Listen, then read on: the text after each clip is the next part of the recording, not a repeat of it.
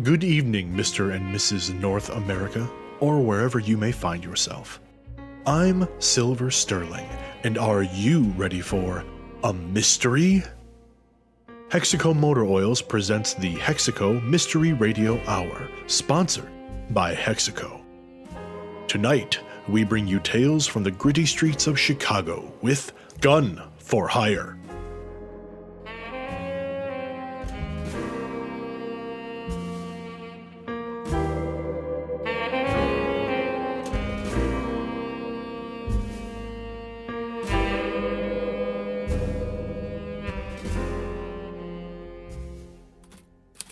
Every crew needs their bruiser, and with these four, that'd be Tommy Bam Bam Prue. Some might want to call him Bam Bam because of his time in the boxing ring. It usually was the last thing the poor schmucks facing him ever heard. But sometimes, I wonder if he got the Bam Bam name from what Grace did to him a while back. He spent some time in the big house for trying to take care of her, but now he's out and looking for a rematch with life. Why he's hanging out with the woman he tried to kill? Well, that's a story for another time.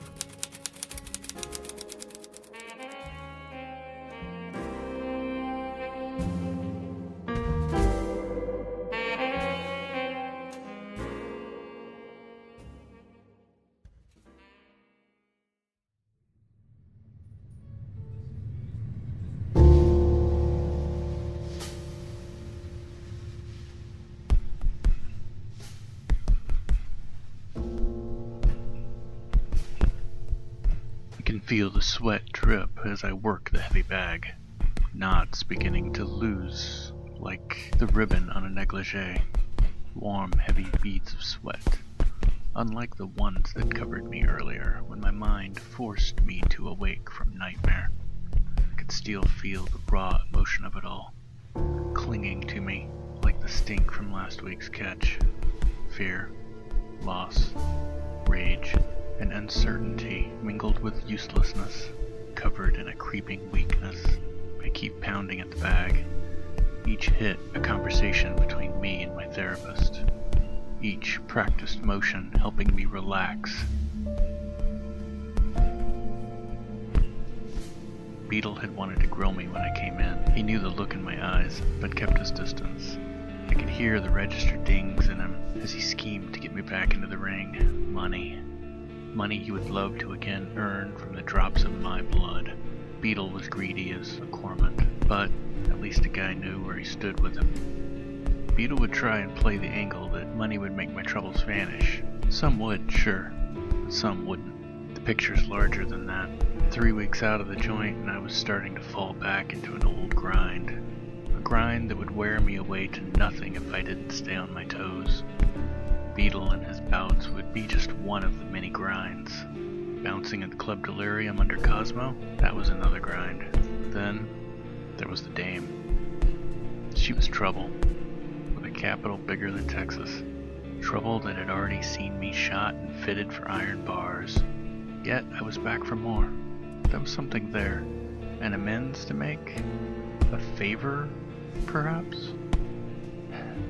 That picture was still blurry, but it was something more than the slug she put in my chest. And whatever it was eating away at me like rust at an iron buffet.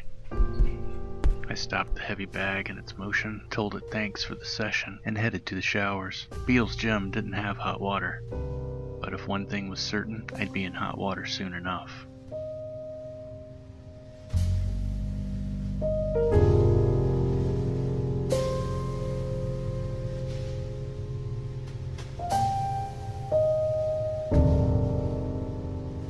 It's a Friday night, and you're kind of you're in the middle of your shift here at the Delirium, and the club is kind of slowly starting to fill up. And Cosimo, the owner, he told you at the beginning of your shift. He comes up to you and this is Tommy. We're gonna give the folks a little early Christmas present tonight. We've got the bar open. We've got the drinks flowing. and I need you to keep a little sharper eye out tonight. I've kept it pretty much on the down low, but I'm thinking the cops might be coming by to want to try and either bust some stuff up or at the least, kind of see what's going on, see if we're on the up and up. You know what I mean? I'll make sure the back door is open to the alley to throw the bums out if they get too rowdy. It's good. And I just need you to keep those eyes open. And if you spot a cop, do your best to keep them out. But let's try to avoid the violence, huh? No promises. I can understand that. All right, you're doing good, Tommy. You're a good egg. Pats you on the shoulder as he goes back inside. And for a couple hours, everything, seems to be going pretty good. Most of the crowd that comes in there, that you've seen this kind of crowd before. You've been able to tell pretty quick and pretty easy who's good, who's not. You haven't spotted any obvious law enforcement of any sort, but go ahead and give me a notice check here. Tommy's on it tonight. Oof. All right. You're letting a few people through, and as you're letting some through, there is you hear a screech of tires, and you look over and you see this car kind of slide through this intersection because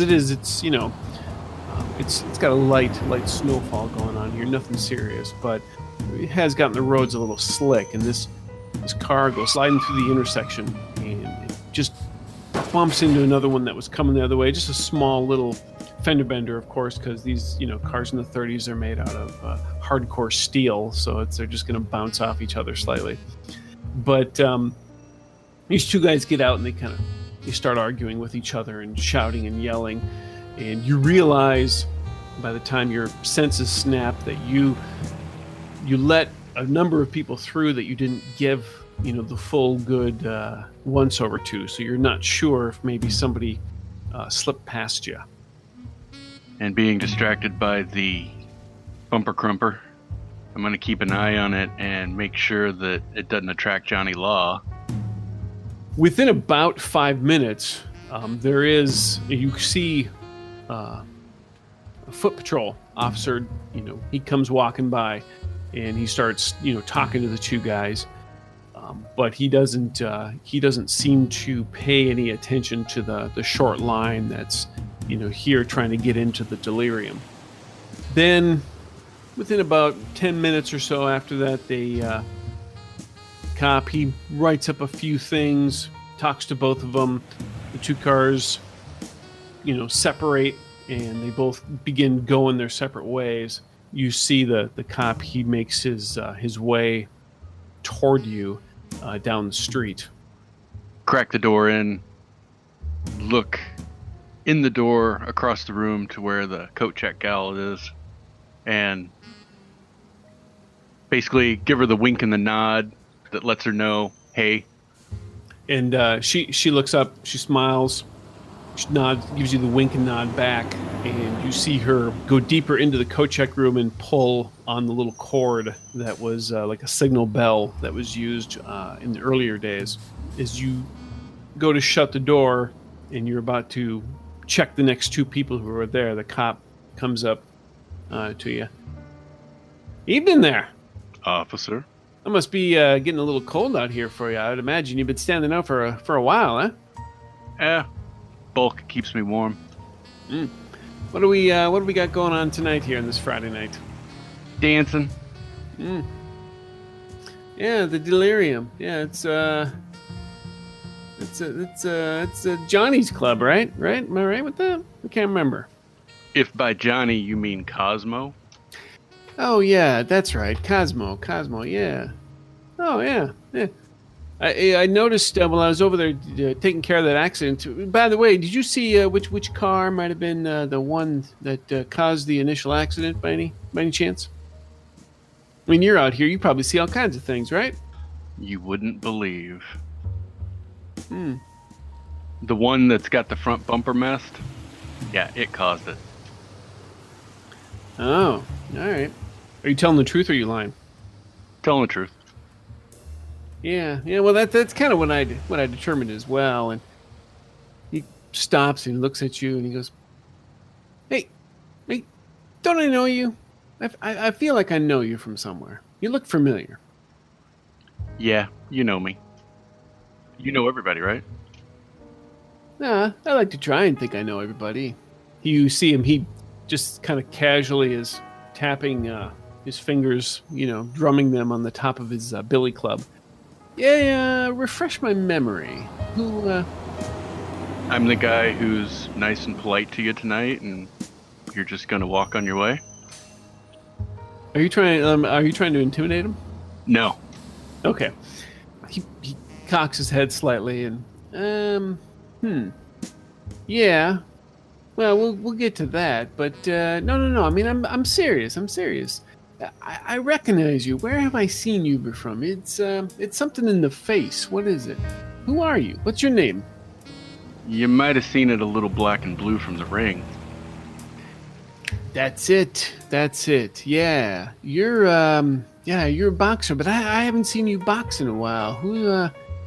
It's not coming to me. It's not coming to me. I've been away. Yeah, and he starts pointing to some of the people on the line. Do you guys recognize him? Don't encourage him, miss. She just starts, for some reason, nervously fanning herself on a December evening as she's apparently trying to cool herself down for some reason. The other guy's like, I don't really watch much boxing. I don't really recognize him, officer. We would just like to be able to go in tonight. Yeah. We'll get to that. You'll be able to go in here. It's still full. I'll let you know when some come out. See, there you go. You got to wait a little bit. It's still full.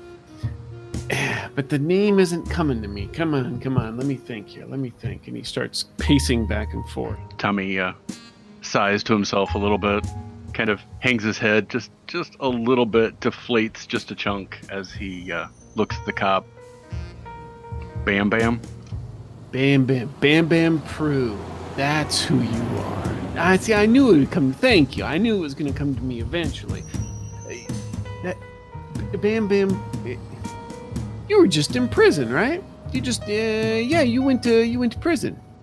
See, you know everything. Yeah, that's right. Yeah, you killed a guy, didn't you, in the ring? Was that right? No. But that's what. No. It doesn't matter. You're out. So you behaving yourself? Trying to work an honest living. No, that's good. Well, you keeping these law-abiding folks honest here, aren't you? Of course, I'm sure that everything that's inside the club there is on the up and up, huh? Boss says I count good, and fire marshal likes that. Yeah. Do you mind if I go in there and take a head count for the fire marshal? Well, for the fire marshal, I suppose I should usher one out before I let you in. Oh, now he slaps the guy who's waiting in line on the shoulder. And look at this guy. Look at this guy. He just said he's making an honest living, and then he goes and does this. Is that not an honest answer from this guy? That's an honest answer from this guy. I like you, Bam Bam. I'm happy to have met you here tonight. That's very nice.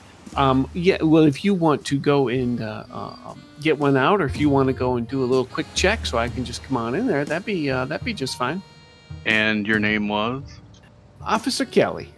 I'll be sure to let Cosmo to treat you right. Oh, that's mighty kind of. I mean, I'm on duty. Of course, you wouldn't be having any gin or liquor or of any sort of. Last I knew, officers of the law could dance on duty. Well, that's true. I'm just more of a. I like to use my feet just to kind of propel me forward on my beat. I don't really need to go and dance. But if you want to go and do what you said and swap one out while you let me in, that's just fine. I'll wait here. I'll hold the line for you. How does that sound? Bam Bam? I'll look over at the first two in line. How does that sound? They both kind of nervously, oh, no, yeah, no, that's fine. Yeah, you go ahead. Sure, we can wait. And she, like, pulls her sweater or her stole a little bit tighter now that she's stopped fanning herself. Bam Bam steps through the door, and he's thinking to himself the whole time he's going in, well, gonna have to find a new job now. Looks over at the coat check girl as he comes in, just kind of scans the room, gives the little shoulder pop, head to the side, kind of questioning. She looks back at you and she gives you like a little curt nod and a smile, and she kind of like crosses her fingers like this, meaning everything should be all clean and good to go. Is there anyone that looks like they're getting their coat, getting ready to leave? There is someone there that she's helping, yeah. So she's very sly when she gives you the little crossed fingers thing there. I'll escort them out, kind of leaning over them a little bit as to hurry them up. As you come up to them, you can absolutely tell that the gentleman in the group, because there's two of them, it's a couple. The gentleman in the group has had a little bit too much, and you can definitely smell the alcohol on his breath. So if you want to get him past Officer Kelly, I'm going to need you to make me, I guess this would be maybe a stealth check. Stealth, perform. Tell me how you use perform. Support the guy's weight with kind of my hand around his shoulder as I walk him out as if I knew him well. All right. I can buy that. Go for it. Give me perform. Yay. Hey. All right.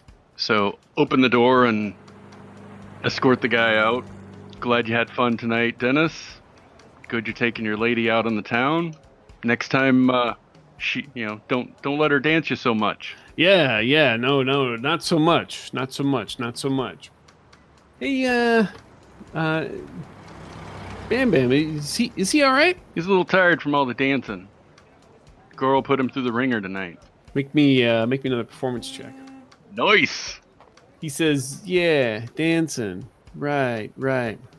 Yeah, he smelled like he's been dancing quite a bit. He had a definite odor to him. Definite bad smell. Maybe too much sweat. He probably needs a little bit more cologne. You know what I mean, Bam Bam? Not one to judge, but officer, if you're ready to step on in." He stops and he puts his hand on your shoulder and turns and faces you, and you can tell his other hand is holding on to his billy club, and he says, "You know what? I'll tell you what. I don't need to go in. It sounds like everything in there is happening. Maybe not as well as it should be, but I tell you what." And his hand that's on his billy club kind of flips over to be open and extending it a little bit towards you. I think if Cosmo is, open to making sure that, we keep the criminal elements off the street here tonight and that there's no trouble, I'm sure that he could, be convinced to do his, he winks at you, civic duty in that regard, and he rubs his fingers together at you. Maybe you wanted to go deliver that message real quick. Be right back.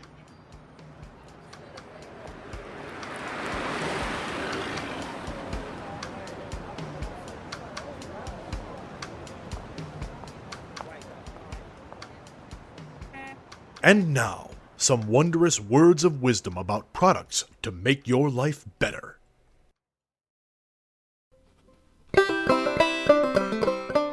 Good evening to all you beautiful families out there. I sure do hope y'all enjoying this show. I'm Jebediah Grimm, and I'd like to talk to you for just a moment. We all know that times are tough right now, and it's not always easy to put good food on the table. And if you are working, you might just be too plumb tuckered out at the end of the day to make that tasty meal. Well, my friends, that's where Grimm Farms is here to help.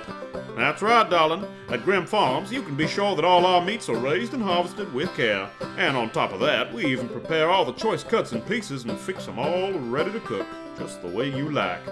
Grimm Farms is the friendly place for your next meal. And like my grandpappy used to say, there's nothing better than a meal of someone you know. And when you eat Grimm Farms, you're eating part of the family. Or friends. Y'all have a nice night.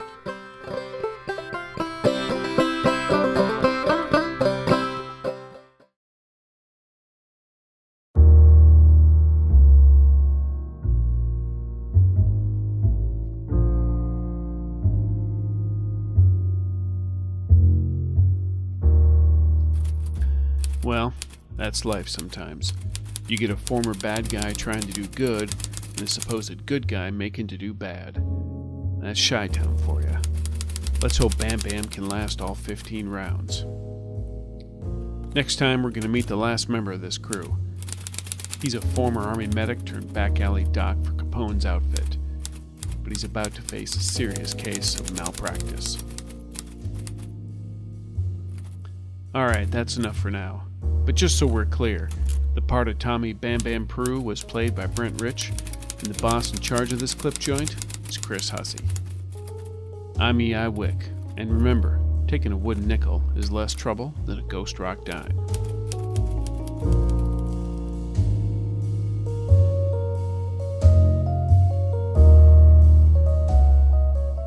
Thank you for joining us for this episode of the Hexaco Mystery Radio Hour. This game references the Savage Worlds game system, available from Pinnacle Entertainment Group at peginc.com. It is unofficial media content permitted under the Media Network Content Agreement. This content is not managed, approved, or endorsed by Pinnacle Entertainment Group. Certain portions of the materials used are the intellectual property of Pinnacle, and all rights are reserved. Savage Worlds, all related settings, and unique characters, locations, logos, and trademarks are copyrights of Pinnacle Entertainment Group. Hexaco wants to remind you to make your car run like magic and always use great Hexaco products. Until next time, I'm Silver Sterling, reminding you to always keep one eye on the shadows.